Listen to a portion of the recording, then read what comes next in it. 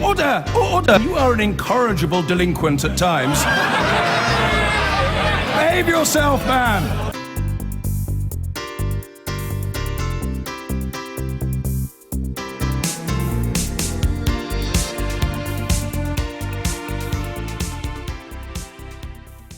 And on our panel here in London tonight, the man who ran Theresa May's campaign for the Tory leadership, the Transport Secretary Chris Grayling, Labour's Shadow Attorney General Shami Chakrabarti, the author and former political editor of the Sunday Times and the Daily Mail, Isabel Oakeshott, the comedy writer who created the television series The Thick of It, Armando Iannucci, and the man often thought to have inspired that belligerent spin doctor Malcolm Tucker, Tony Blair's former spokesman, Alistair Campbell.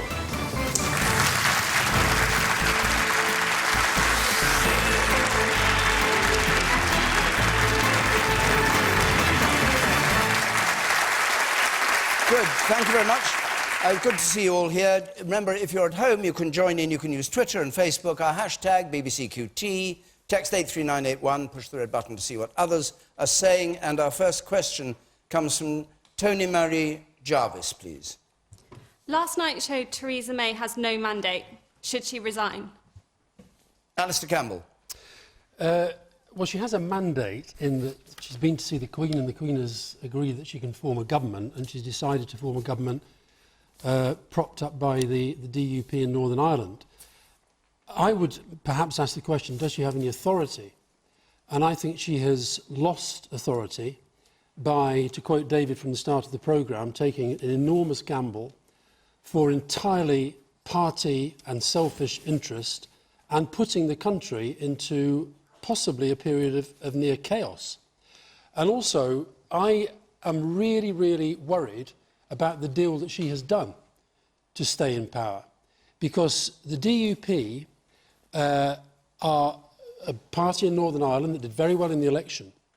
But one of the most important things that I think is at some risk at the moment, because of all the sort of chaos and confusion in our politics, is the Northern Ireland peace process and the Good Friday Agreement.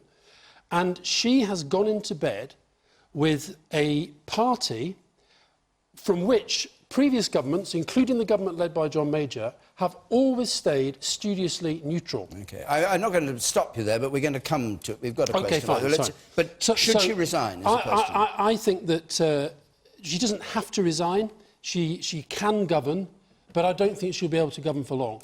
And I think because she has fundamentally weakened herself in the eyes of the public, in the eyes of her party, who have fairly stark regicidal tendencies when they have losing leaders, and also at a time we're going into the most important negotiations of any Prime Minister since the Second World War, she is losing authority in the eyes of those with whom she's going to have to negotiate. So I think she's a busted flush.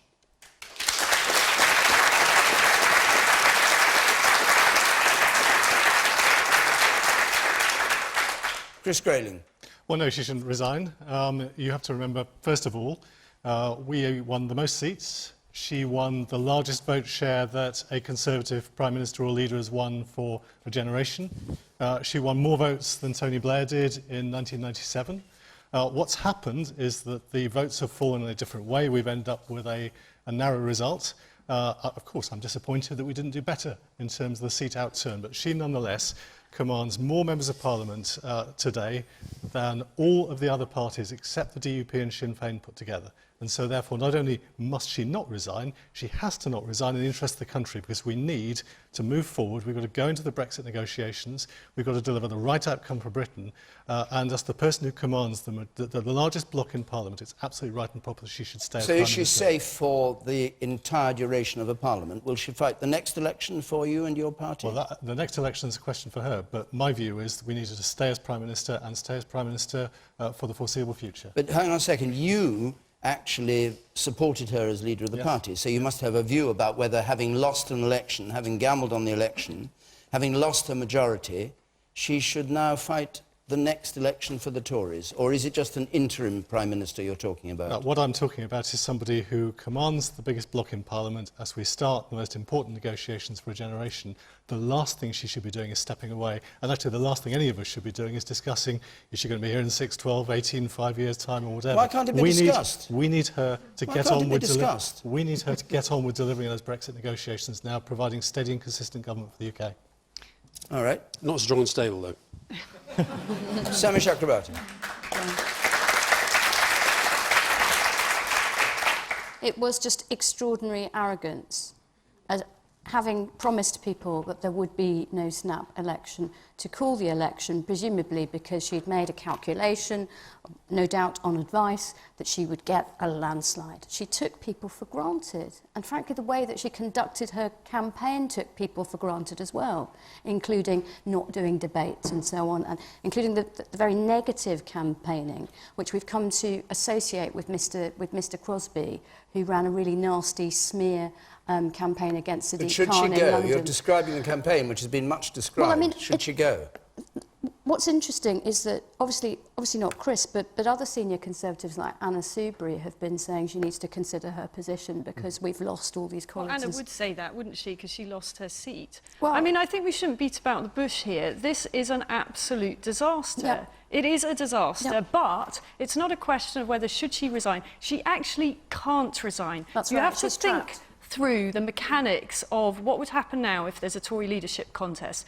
There's not going to be a coronation. There is nobody waiting in the wings to be an amazing party leader, an amazing prime minister for us. We are stuck with her. We can't afford weeks. We can't afford weeks of the Tories having a conversation about who they want while the clock ticks on the Brexit negotiations. So she's not just very got to get on with it. inspiring leadership. I hear what you say. We are where we are. Anna Soubry didn't lose her No, she seat, didn't by the lose her way. seat. Did she not? No. She has many colleagues that lost their I seats, see. and that's... You, what- sir, up there. Yes, let's hear your view, and here's some members of the audience. Yes, what do you think? Yeah, you say don't get rid of her, but she's clearly incompetent, and U-turns at every opportunity. I'd much rather have a leader who knew what they were doing and were consistent with the public. Yeah, she hasn't been consistent with the public. OK, and the man up there at the back. Yes. And then I'll come to you too. Yes, you, sir, at the very back there. The election campaign was about Brexit. When we're going to get moving on to Brexit instead of talking about leadership campaigns, a new leadership campaign. We've had an election, let's get on and move on and get the process of Brexit out of the way. You think it was about Brexit, this election? Well, yes, it was. That's What was the evidence for that? It was strong and stable, and she wanted to go in there and get a bigger majority. But she didn't get it. Well, no, she didn't get it. Well, that's what she wanted. Amanda Iannucci. And she didn't discuss what her position was on Brexit, other than saying that she just needed more votes and more seats, as if somehow 27 other countries were going to be a little bit more frightened of her because she had 60 more seats. And that didn't happen. I agree. She shouldn't resign today. That will happen in such good time, in her own good time, that will happen. But it's what she did today, given the position she's in. You know, in a crisis, you find out the mettle of someone. What she did today was be absolutely tone deaf to what happened last night, because the votes were split across the country, the parties were split across the country, and I think the mood, really, from the country, especially with all those participating in the election for the first time, is we want some kind of consensus. We want some kind of reaching out across the aisles and to the other parties. What she's done is what she's been doing for the last 2 years, which is retreating to her default position and only huddling with those who she thinks she agrees with and will agree with her. She's gone for hard Brexit, and the country said, no, that has completely confused us, that's frightened us, you didn't talk to us about hard Brexit, we want a further discussion. And then what she's done is she's gone into number 10 with those who say they'll support hard Brexit. And it's completely tone deaf to what's going on in the country. Chris Grayling, tone deaf. Well, I don't think so. But of course, we've got to learn lessons. We did not do as well as we'd hoped. She didn't say that today. We would need, of course, we need to learn lessons from that. And also, I think we also ought to pause for a moment to think of a lot of members of Parliament, actually on both sides, who lost their seats last night. A huge change for them, huge disappointment for us who are still there, losing many valued colleagues. But of course, we've got to learn the lessons. And what lessons have you got to learn? Well, I think we need to look back at the campaign, look at what we did, look at the messages, and think about how we make sure in the future that we do better than we did last night. Can you pick out any particular element in the campaign that needs to be investigated? I'm Where going do to you take the start? time as we all are to look through and think about things, but actually at the same time we've got to get on with those Brexit negotiations and deliver the right outcome. Okay, why don't we learn a lesson from what the DUP did for the last 6 or 7 years, which is go into a partnership with Sinn Féin? There are other parties and people she could have spoken to other than just the DUP. Why didn't she reach out? If Brexit is the biggest issue facing this country since the Second World War, why didn't she reach out to other parties and say, OK, I've got the message, we're very divided on this issue, so why don't we have an all-party group? She doesn't even reach out to people within her own party. OK, let me take a couple of more points. We've got, yes, the woman in pink there, you. And I'll go to the questioner if I can. Yes, the woman in pink there. Come on, there, in pink. There we are. She was never passionate about Brexit. She's a Remainer. She's never going to be able to negotiate with any conviction. And what do you think she should do? Stay there? She needs to stay for the continuity of the government, for the continuity of the country, for now, but she'll be pushed out if she doesn't go herself voluntarily. And Tony Marie Jarvis, who asked the question, what's your view? I think she should resign. I fully expected her to, because I feel like she only called the general election to kind of validate her own self as Prime Minister, and she's ended up with a hung parliament. She doesn't have a Tory majority anymore. So I feel like that was the failure, and it was her failure. OK, let's stick, a number of hands up, let's stick with the topic, but just have a different angle on it. From Deborah Litley, please. How can the Conservatives align themselves with a party whose values go against our own laws and values? So she's a minority government. She's said she's going to do a deal with the DUP. Let's just have a look at that. And Alice Campbell, you were talking about that. Do you just want to emphasise the point you made, and then I'll go around the table on it? Well, I really, really do have a worry about this. When John Major was weak, and he could have done a deal with the DUP, he absolutely steadfastly, for very good principled reasons, said, I'm not doing that. Because he didn't want to be in hock to that party when the government... We have a situation at the moment in Northern Ireland where there's been a political crisis, where they're trying to get the administration back up, and where the government is the mediator. Our government is the mediator with the Irish government between the DUP and Sinn Féin. How can our government be the mediator when the DUP are going to be part of our government? And she's playing fast and loose with on Brexit, with Margaret Thatcher's biggest achievement, which was the single market, and now on this with John Major and Tony Blair's greatest achievement, which was the peace process in Northern Ireland. She is putting that at risk with a sordid, disgraceful, dangerous deal.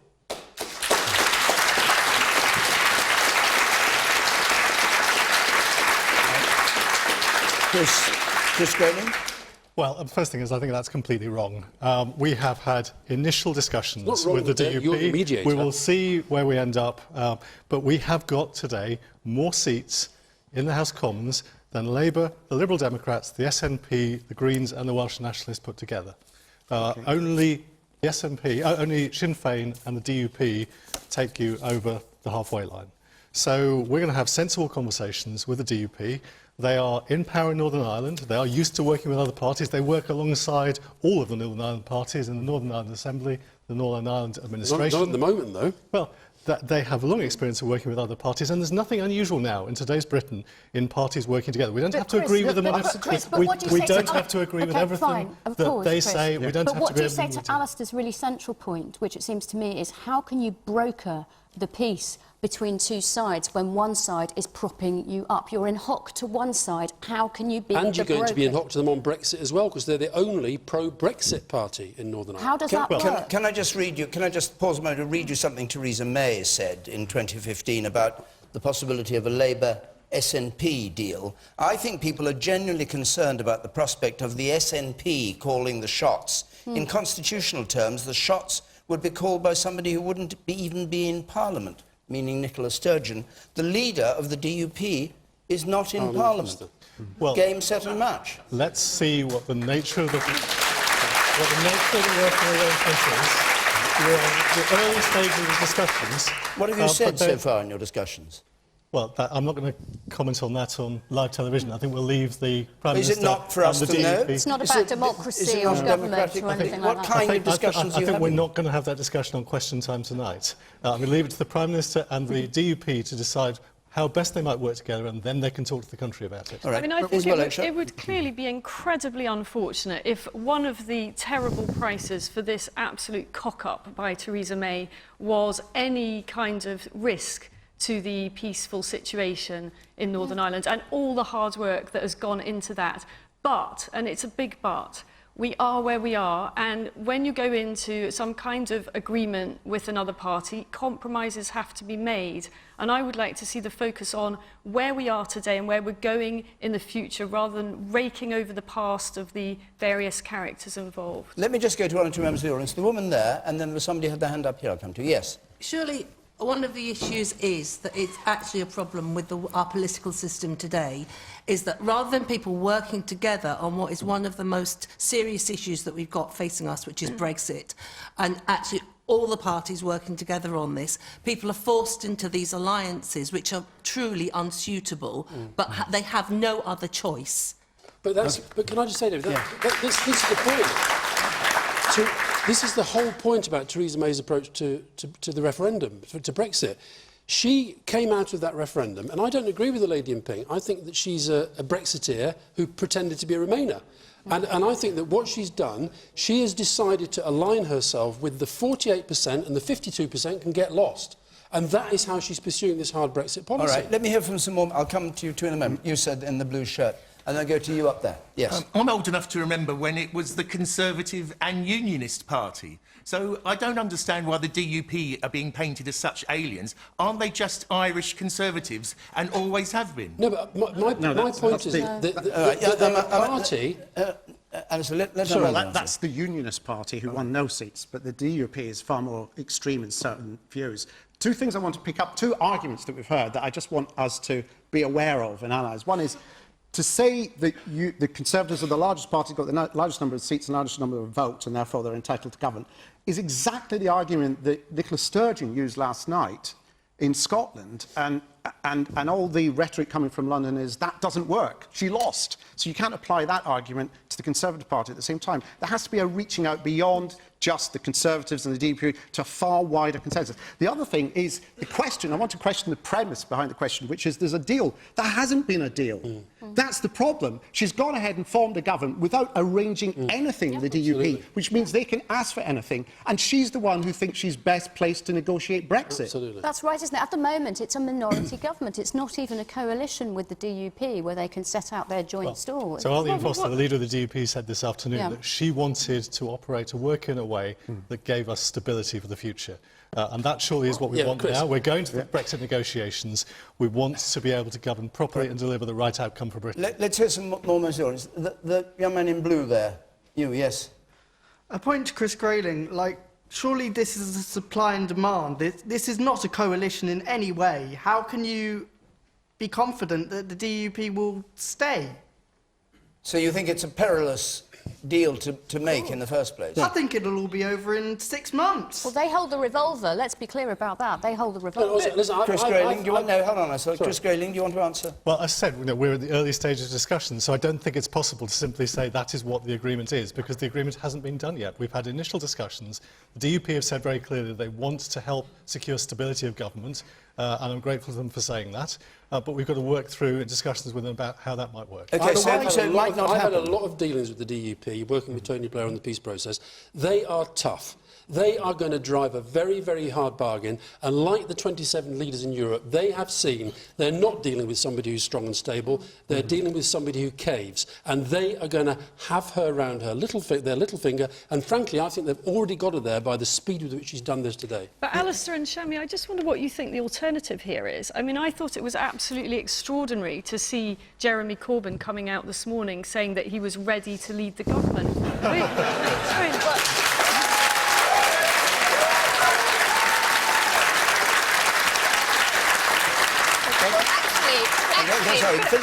Finish your point. I'll come to you. My point is that he had almost 60 less seats than the Conservatives. So how can he possibly have either the moral or numerical right to do that? Well, I mean,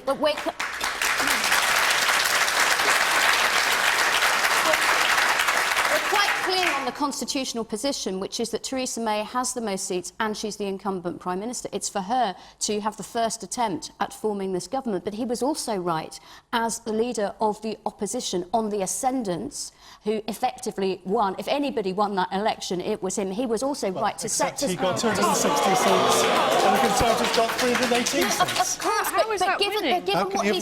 given what he's achieved He gained in 7 29 weeks... seats. Look, fine. Just because it starts at a low base. Let Shami have a say.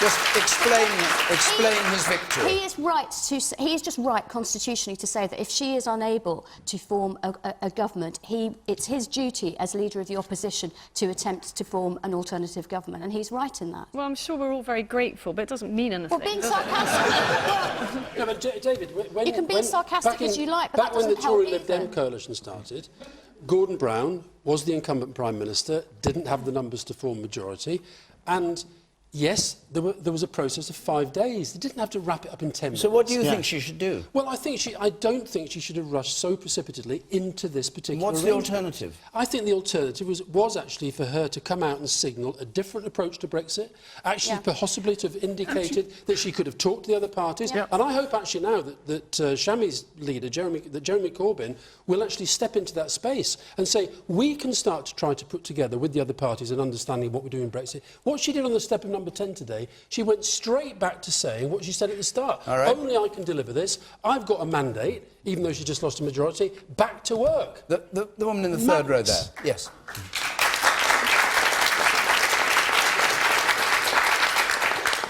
Taking this back to the DUP, Chris just said there that there's nothing unusual about parties working together. What is unusual is that we have a party like the DUP, which is anti-same-sex marriage, which denies climate change at the forefront of British politics, and I am absolutely petrified at the prospect of such a coalition of chaos and worried about the direction which they're going to take our country. I'm terrified about that.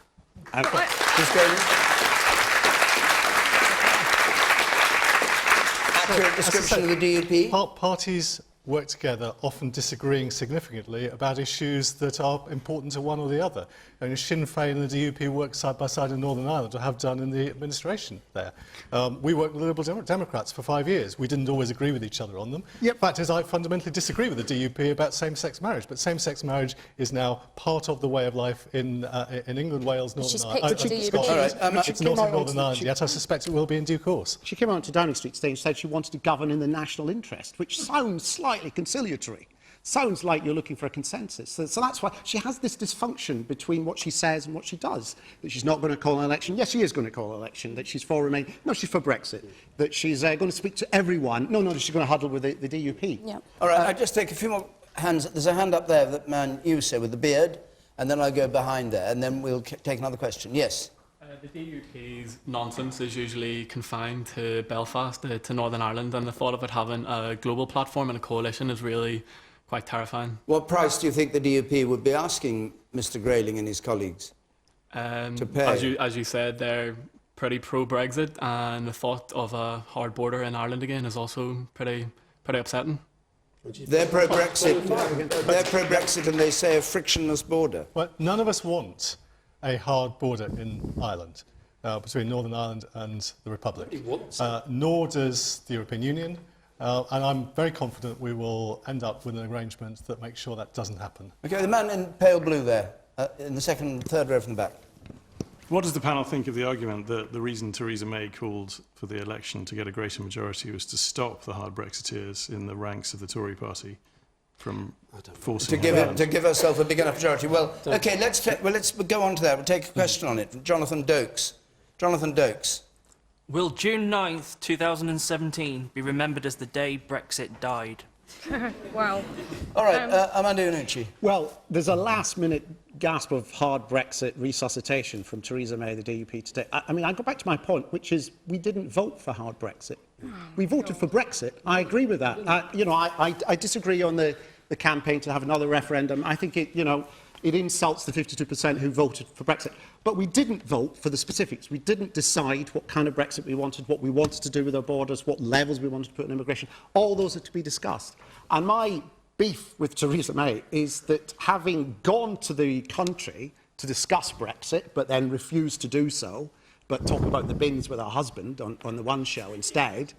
And therefore, to keep quiet on the one thing she wanted to have a conversation with us about, I think now it's incumbent on her to open up and to say it didn't work. This country is not a hard Brexit supporting country. And one alternative I do suggest, I'm just throwing it out there, is if we do have a negotiating team made up with members of the main parties, we put our kind of differences aside for like 2 years, do the deal, and then have another election, and then we can say.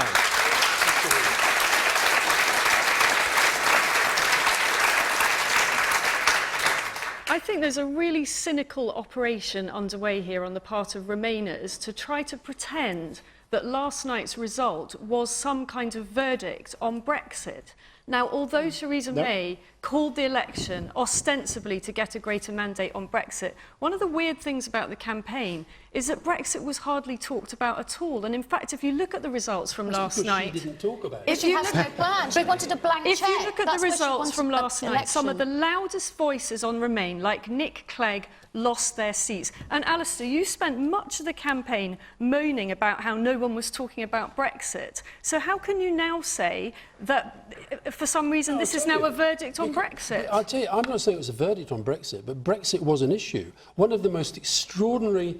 I don't know whether it's been announced yet with Kensington and Chelsea, but if Labour win that, don't tell me that that isn't a big... Labour have won it, yes. Right, a big pro-Remain protest vote. But what about Zach Goldsmith? Yes, exactly. It's a complicated He's a picture. Brexiteer.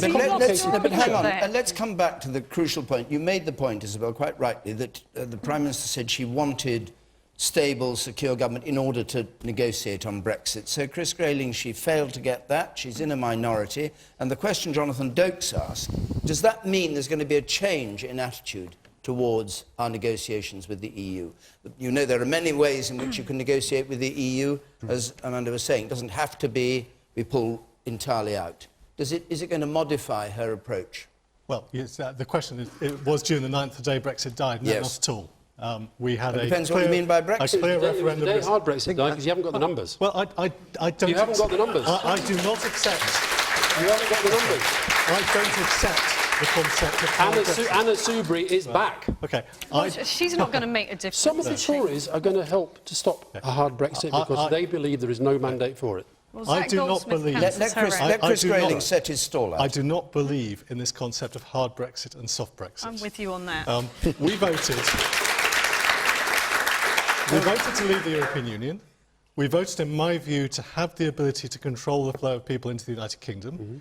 We voted, I believe, to have good, constructive relations with our European neighbours, to have a comprehensive free trade agreement. All of that requires us to take the approach the Prime Minister set out. There is no magic alternative way. There's no magic way of staying in the single market and limiting the flow of people into the country. And if there's one message that came to me loud and clear out of the referendum, is that people want us to have the ability to control that flow of people. So what Theresa May has set out is the only realistic way to pursue a deal with the European Union that works for them, that works for us. It's what we want to have. We want to have a collaborative relationship. We want to work together in areas like security and defence, and we want a comprehensive free trade agreement. And I think that's what the overwhelming majority of the people in this country who either voted for Brexit or accept the result of the referendum want. What do you think... What do you think that the leader of the Scottish Conservatives, Ruth Davidson, meant, who did so well in Scotland and who was so admired by the Conservative Party, when she said in a press conference yesterday, we must seek to deliver an open Brexit, not a closed Brexit, which puts our country's economic growth first. An open Brexit, not a closed Brexit. Well, Does that mean anything at all? I agree with that. I did not campaign to leave the European Union for this country to become closed door, erect barricades at Dover, cut itself off from the world. What I want us to be, what I want us to be, is an outward-facing, globally focused nation, trading with the world. But I do want us outside the political structures and the process of integration that is being driven in Brussels. All right, let me take a couple more points. You, sir, in spectacles. I go to you, and I go to you at the back, and then we'll take another question. I mean, the vote yesterday was a vote killing Brexit because the vote was. The hard Brexit parties got 44%. They got 52 in the last Brexit election. Yeah, but now this time they got 44%.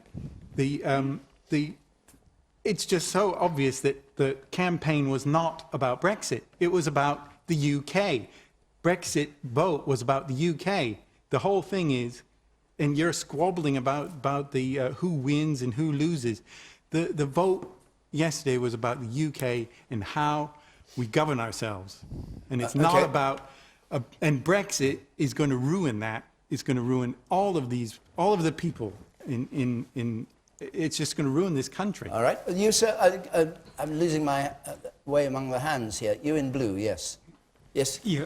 My request to the Conservative Party would be, even for those Remainers who are now committed to the idea, why don't you come clean with some clear details instead of giving vacuous cliches like Brexit means Brexit? Because they don't know how to Also,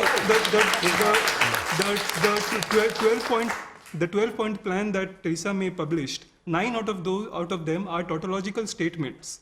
All of us, we have been waiting for months now to come up with some clarity. Yes, I was a Remainer, but now I'm committed to the idea. Give us some details. What do you want? Do you want to close it? Do you want to keep it open? What are your trade policies? Exactly. There's no detail at all. Shami Chakrabarti.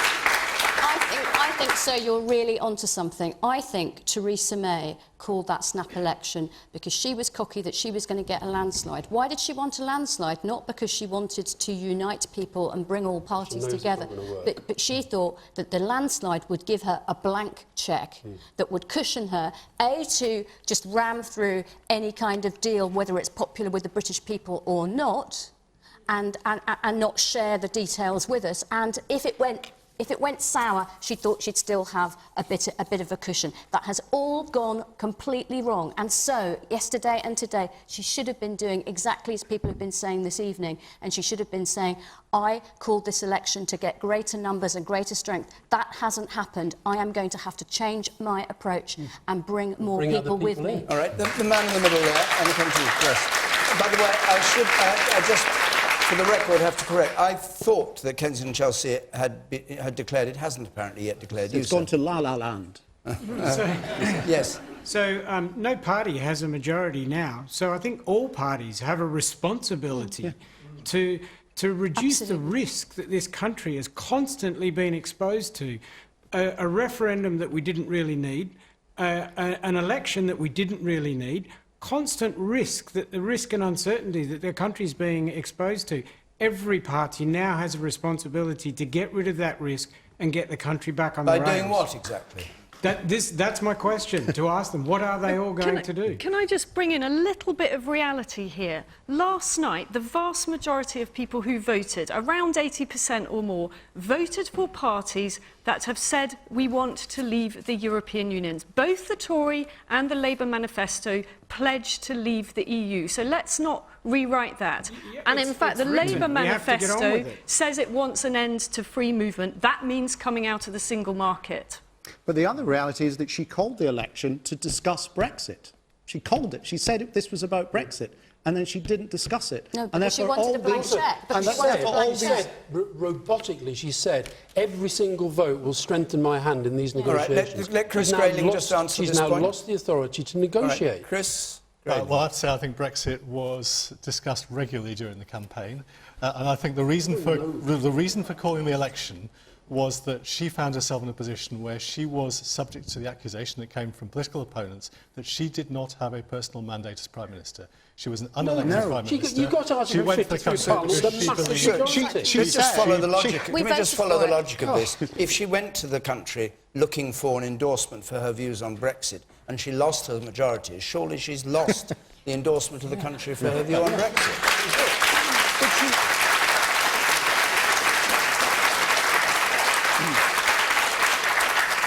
She is the Prime Minister with the largest block of members of Parliament in the House of Commons, with 43% of the vote, in a Parliament that voted overwhelmingly for Brexit. Who said, if I lose 6 seats, then Jeremy Corbyn will be Prime Minister and I will have lost the election. Well, he isn't, Shami, so get over it. You can be as rude as you like. OK, we've got other things to talk about because we've been round that a bit. Just a note, we're going to be in Coventry next Thursday. It's Friday today, I know, and Question Time is normally on a Thursday. We're in Coventry next Thursday. And the Thursday after that, we're in Plymouth. So if you'd like to come and take part in Question Time, put questions, argue with the panel. The details are on the screen there of how to do it. I'll give them again at the end. But let's take another question and put the boot on another foot. James Van Gogh Searle, please. James Van Gogh Searle. Why are Labour happy about losing another election? Yeah, it's a good question.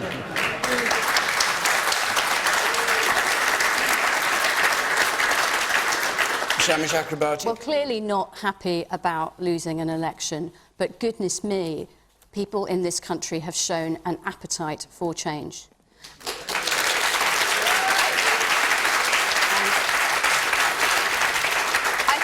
I personally think that something quite extraordinary happened over the past, 7 weeks, when you had all the commentariat and you had Theresa May and her colleagues, completely dismissing Jeremy Corbyn's leadership, the whole party. It was all a joke. It was going to be a complete disaster. We were going to be annihilated. And look what happened when what happened. We got some fair coverage in the broadcast media.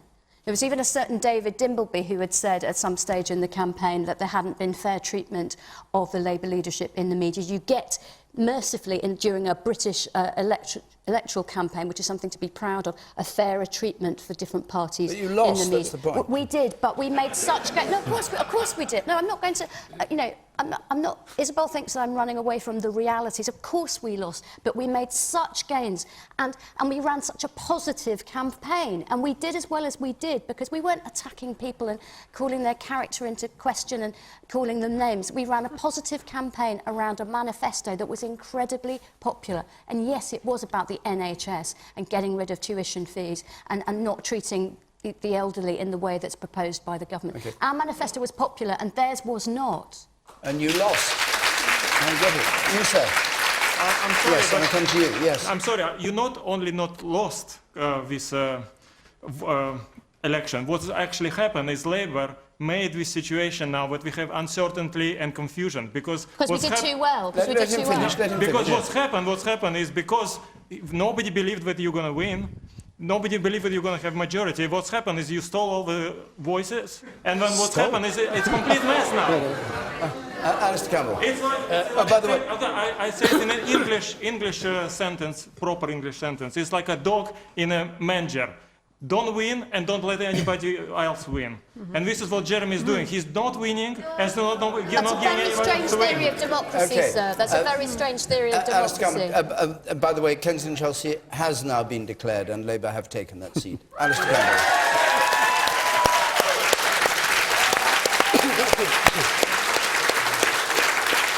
Alistair Campbell. We have a balanced audience here. Let's hear from those who think that's an error. Yeah, that's the spirit. Thank you. Alistair Campbell. The gentleman who asked the question, I actually I work with the government and the Socialist Party in Albania, which currently has a general election on. And somebody high up in the party sent me a message today, watching our election on the television, and said, why are the winners looking like losers and the losers looking like winners? Which kind of does echo what you're saying. And I think the answer to that is actually about expectations. Theresa May called this election utterly convinced, as Shami said earlier, she was going to get a landslide, and she hasn't. Jeremy Corbyn went into this leadership with a lot of critics, myself included, and certainly newspapers like your former paper at the Mail sort of pouring more dirt on him than even we had, and we had a fair bit. I was literally counting the minutes till you had to have a go at the Mail. What was it, 40 minutes? You just I'll tell you the reason. Yourself, I'll tell you the reason why I have a go at the Daily Mail, because I think it's a real poison in our democracy. That's why.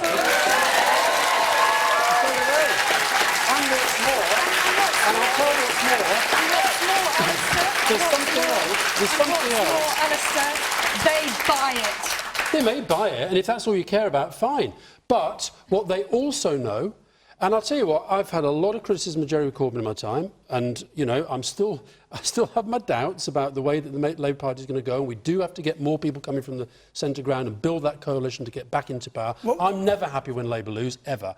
And so I want Labour back in power. So what is it you want him to change? It's important, this on policy, because it seems that his policies, the people like you in the Labour Party were thinking, oh, well, it's, you know, huge spending, get rid of the deficit, give the students, you know, free tuition. You can't afford it. It's just old Labour, you know, giving presents to the voters. What do you want them to do, actually? And do you want Corbyn to stay till the next election? Jeremy Corbyn has had a very, very good campaign, and he's shown that whereas Theresa May cannot campaign, he can campaign, and I think he has strengthened his position considerably. So you keep him as your campaigner?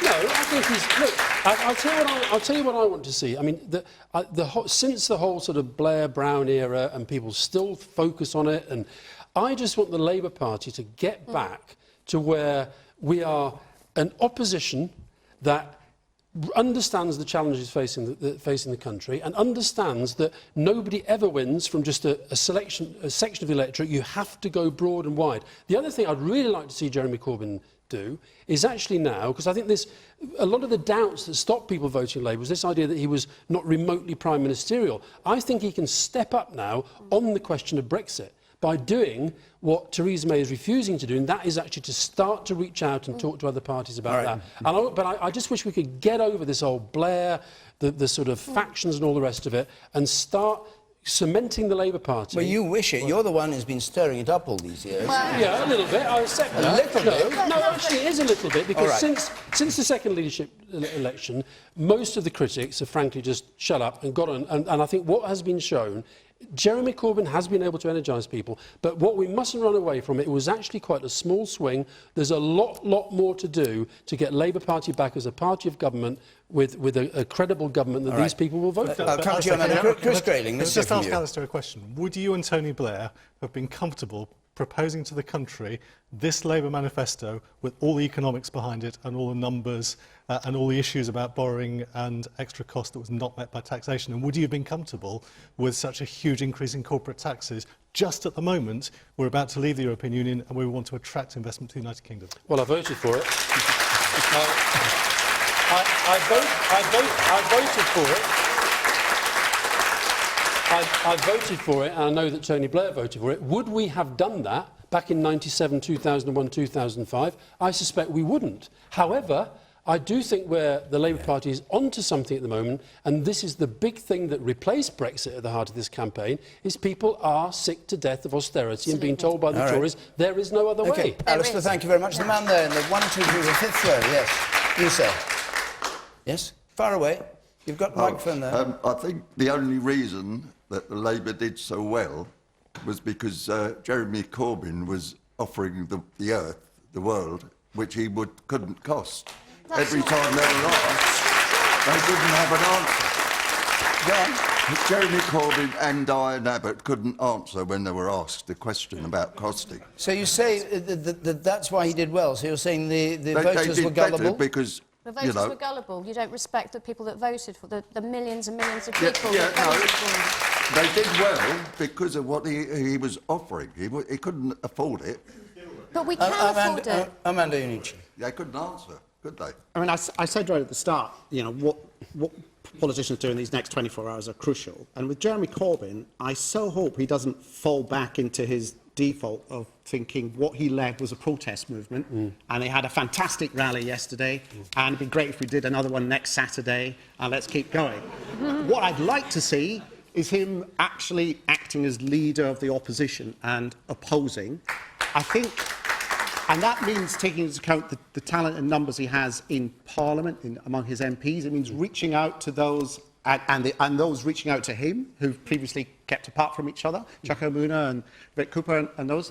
It also, unfortunately, or fortunately, if you believe in shaking the system up, it means reaching out to other parties, because if you look at it, Labour put their heart and soul into this election. They got a tremendous amount of new voters signing up, and they still didn't do it. And that's because the system now is broken. We've had tiny majorities or minority governments now for the last 3 elections. We haven't had any sizable majority for a party for the last 15 years. The Tories haven't had a sizable majority for the last 30 years. The system is broken, and it does mean that parties are now going to have to speak to each other. I mean, where I think that Jeremy Corbyn did resonate with voters is in authenticity. And I think one of the problems with Theresa May's campaign is she came across as very robotic. And frankly, if you behave like a robot, then the voters are going to vote for a clown instead. And let's be honest, that is really? See, where... this is... Let me finish. Corbyn Corbyn failed last night. We shouldn't get carried away. And you know what? A lot of Tories will be very happy if he stays on for another 5 years because he will fail again. He is unelectable. OK. This up there. Yeah. Just a minute ago, members of the panel were very, very disrespectful to the people of Northern Ireland when you were slagging off the DUP. The DUP represent those people. So now I'm going to slag off all the people who voted for Jeremy Corbyn. There haven't been any cuts. Every year, public expenditure is going up 10 or 20 billion. There hasn't been any austerity. There hasn't been any austerity. The government spends an enormous amount. It goes up every year. Jeremy Corbyn is a very angry, misguided person who actually appears to believe there are being cuts. Compared to David Cameron was a reassuringly dishonest character. Had a great referendum, didn't he? Chris Grayling, a reassuringly dishonest character in David Cameron, succeeded by Theresa May. What do you say to the point he's making? 20 billion a year government expenditure goes up. Well, There are no cuts. It is absolutely the case that if you take the example of the National Health Service, we increase the National Health Service budget every year, and we always have in government, and we always will. In fact, the Conservative Party, through the years when the National Health Service has been in existence, the Conservative Party has been in power the majority of the time, and we've always looked after it and funded it. And our opponents will tell you the opposite, but the reality is we give it more money every year. OK, you in the front here. I'd just like to say, I think there is a considerable amount of difference between someone that's good at campaigning and someone that can actually form a government and lead the country. And I mean, hats off to Jeremy Corbyn. He's a nice guy, he's a good campaigner, and he's certainly a lot more sincere than Theresa May. But when it comes to the issue of who's going to lead the country, who's going to manage those Brexit negotiations, I think I think it kind of puts a lot more into context. And I don't think I can't see Labour going into government with him as leader. Is it better to put in charge of Brexit negotiations someone like Theresa May, who does a deal with the DUP without actually knowing what it is they want? Well, you have to remember, she's still got the largest party in government. Yes, her majority's reduced, but she still increased her vote share against Jeremy Corbyn. She's still got the most amount of seats. Yes, she reduced the number of seats, but she's still got the majority. And with the DUP... No, I'm not arguing with the maths. I was arguing with her competence. The woman here in the front.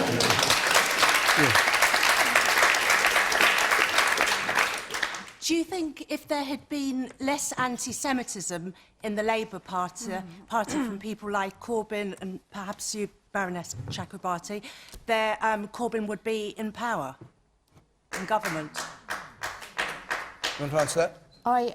I've said everything that I have to say about that. There have been problems of racism and anti-Semitism in the Labour Party and in Britain, in other parties as well. But I don't think I can attribute the election result to those issues. I really don't. You might, but I really don't. But just to answer I know there were a lot of conflicted people Jewish people who were unsure because of this. Well, I'm sad. I'm sad to hear that. But I think we're able to move forward together now. I made some recommendations about how people ought to treat each other, and I feel that there's an appetite for taking those forward. But to the gentleman who said Jeremy Corbyn is a great guy and he's decent and he's authentic, he's a campaigner, but he's not a leader, I'd ask you just to question what you think leadership is, if it isn't about values and it isn't about authenticity.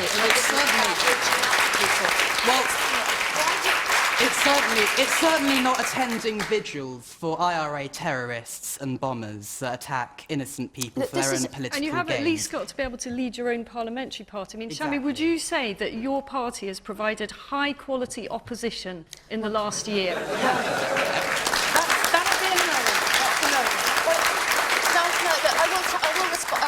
I've got to respond to that. You make a point about divided political parties and how they're not going to be effective either in government or in opposition. That's clear. But I will say that I think during this campaign, another thing that has gone really well for us has been the unity of the party. I look forward to seeing how that plays out. Well, so do I, obviously. You, sir, with the tie, the striped tie, and the third seat in there. Yes. I agree with Isabella Oakeshott. Jeremy Corbyn had the best chance yesterday to take advantage of Theresa May's weaknesses, a poor campaign, and he blew it. he failed. Well, Okay. I mean... And you, sir? You're shaking your head at that, yes? We talk about credibility of leadership. How can we have any credibility with reference to Theresa May to really think that she can debate, negotiate and extemporise with EU ministers and leaders when she completely avoided the debating platform during the campaign? What kind of leadership does that show? Well, I'll come to you. Let's just turn, we've got 10 minutes, so let's turn to one of the issues in the campaign which did cause a lot of debate. Angela Piercy. Does the election result spell the end of the dementia tax? You remember the dementia tax, which she said she hadn't changed her views about, and, well, that's a matter of debate, I suppose. Do you want to start on that, Isabel? Yeah, I mean, I think this is such an important issue, and I think it was really disappointing that the Conservative manifesto came out with such a botched approach to it. I think it's far too important for party politics. I know it's been tried before, but I think that we owe it to ourselves to have some kind of cross-party talks, some kind of commission where we really get to grips with this problem. It is going to be expensive, but it's too important for things to be labelled dementia tax or death tax. Okay. Chris Grayling? Well, of course, the irony is there was never such thing as a dementia tax, and in fact, the package compares quite favourably with the situation at the moment. I think most people don't understand that the situation today is if you go into residential care and you have no other financial means, your house has to be sold there and then, and the money is spent down to the last £23,000. That's the situation today. It's been the case for 10, 20, 30 years in this country.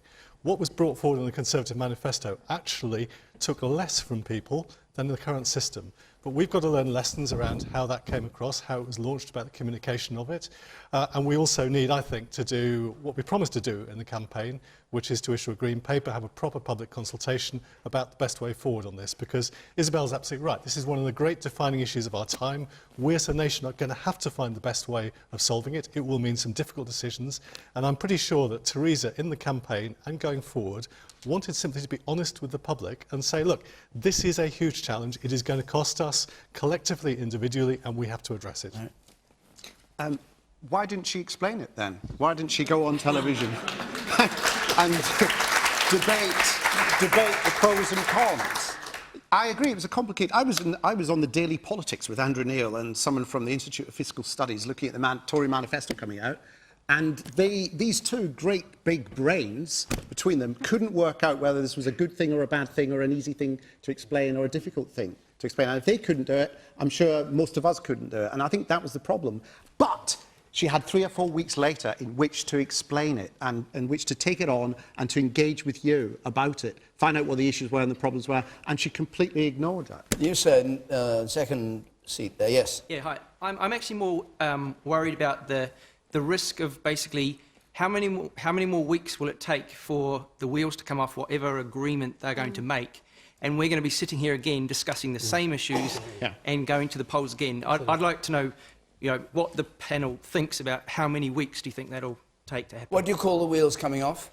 Well, I don't know what agreement they've done together, but obviously when you've got two people or two parties, with the DUP, they'll disagree. The wheels will come off. Something will happen. I think, David, it was the social care policy that actually made the wheels come off the campaign, because I think it was one thing for Theresa May to say, "I want a blank cheque for Brexit," which is why I'm having this election. But what that did was made people think, hold on a minute, she's trying to get a blank cheque for everything. And Chris, one of the things you've got, the one thing you've got to do in a campaign, we're back to the question of competence. It was so badly handled. The first you guys knew about it was when you read it in the manifesto. It was done by her mate and 2 mates behind stage who up here you're all trying to get rid of, Nick Timothy and Fiona Hill, and they put it in there. And then it was launched on an unsuspecting world, and within a couple of days she junked it, and don't think Angela Merkel and Macron and the rest of them didn't see how quickly she junked it either. And it was just utterly incompetent, when, as Isabel says, this is a really important issue where we do actually have to have a proper debate about it. Well, with respect, that's quite right coming from somebody in the party that brought us the extraordinary experience of Diane Abbott police costs, of Jeremy Corbyn costing his policies. So if we're on the subject of competence, looking at how badly they handled their ability to explain their She's the policies... leader of the party launching a manifesto. This was a centre... All right. You can't spin your way out of that one. Even you can't. Shami Chakrabarti. Shami. This isn't just about spin or even about competence. It's about a policy that has terrified a lot of older people on the doorstep that I have personally spoken to. And it's a strange policy from the Conservatives, who are supposed to support home owning and supposed to support, you know, that you leave your home to your children. There are people who've been genuinely terrified and saying, I don't want to go into social care. Everyone's right that we've got a big problem with an ageing population. We need to take care of them with dignity. But that's got to be a fair tax for everybody, not just taking the tax from the people who are suffering and have to go into social care. All right, fine. We've got time for one last question, I think, just. Daniel Idowu, please. Given that Jeremy Corbyn did much better than expected, is it fair to say that the power of the media is finally over? The media being television... Or like newspapers like The Sun, the Daily Mail, who, you know... The BBC? Potentially, yeah. The media's power in favour of social media, or what? The Sun and Daily Mail in particular were very, well, mean, if you like, towards Jeremy Corbyn. And I think it's been shown in the election yesterday. All right, so then, Armando Iannucci. Well, I think we felt for some time that the way the newspapers have treated anyone on the left has been a sort of a fiction. It's their own story that they sell. And I think most people know that it's their story. It's a fiction. Was it countered by social media in this election? It was. I mean, it'll take a while to find out how much, but I think it was. But, you know, the other parties will catch up on that as well. You know, the Conservatives and the Leave campaign in the referendum last year had a massive social media, a very kind of slightly sinister one in terms of collecting data. And I think what it does is actually raise the whole issue of the influence Facebook and Google and those outlets have, that they are no longer just distributors of information. They are publishers, and they need to be regarded as publishers. They publish stories for profit. That's how they work. And that raises that question, how do we now deal with that? I just want to get in here before Alistair does his usual rant about the Daily Mail. I think it's a perfectly legitimate question, and it is really difficult to gauge, because when I saw the Sun and the Mail combined front pages yesterday, I really thought that might make a very significant difference, and actually clearly it did not. We will never know how much smaller the vote would have been. What did they say, these two pages? Well, they were both pretty robust in their hostility. I mean, I think we found that Jeremy Corbyn was portrayed as a dustbin, and we were advised to bin Corbyn, or don't let him put Britain in the bin. But that said, I think they made a big difference during the Brexit campaign, so you can't kind of have it both ways. It's very difficult to judge. Chris Grayling? Well, I think the lesson for all of us as politicians is we cannot decide how we communicate to people. We have to look at how they receive their information. And a lot of work to do in the future on improving what we do with social media. But I think Armando makes an important point, that actually we also have to be sure that what is being put on social media is accurate, because we want a democracy that tells the truth. And a lot of the time, how often do you complain about that? Or are you accurate, Alistair? You've got very good records. Okay, we've got a minute. Let's not. Yeah, we've got a minute. We've got a minute. On the internet is a problem. So much better. Let's not spend it all on the Daily Mail. Very briefly, It's not just about being accurate. Sometimes it's just about being fair and giving people a fair shout and a fair hearing. And it's also about nastiness. And I just think there was a moment perhaps in this campaign where some of this attack stuff just went a little bit too far on social media and in the conventional movement. Very brief point, obviously. We've got 10 seconds for I think this. it's possible, actually, that the Mail in particular was so over the top Here we go. that in the last few days it actually helped the Labour Party, because I think the public have seen through it. And I do urge you all, thank you for encouraging me to do this, Isabel, I do urge you all, if you really want a healthy democracy, stop buying the bloody Daily Mail.